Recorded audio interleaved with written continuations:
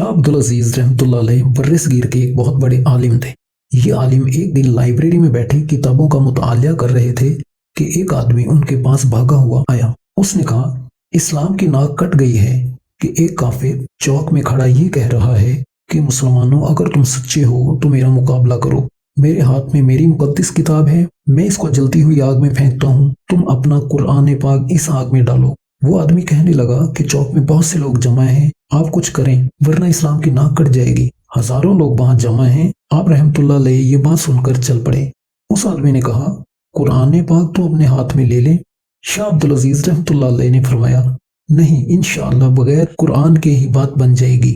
شاہ عبدالعزیز رحمت اللہ علیہ اس چوک میں پہنچے جہاں وہ کافر موجود تھا۔ وہاں بہت سے لوگ جمع تھے۔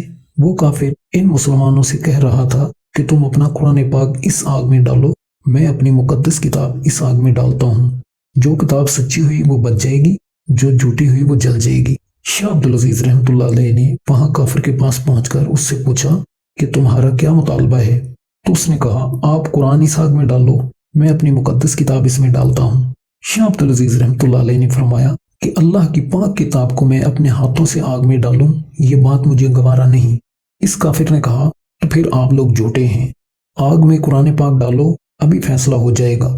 شاہ عبدالعزیز رحمت اللہ علیہ فرمانے لگے، فیصلہ میں کرتا ہوں، میں قرآن پاک کو سینے سے لگاتا ہوں، تم اپنی مقدس کتاب کو سینے سے لگاؤ، ہم دونوں آگ میں چھلانگ لگاتے ہیں، تمہاری کتاب سچی ہوئی تو تمہیں بچا لے گی اور میری کتاب سچی ہوئی تو مجھ کو بچا لے گی۔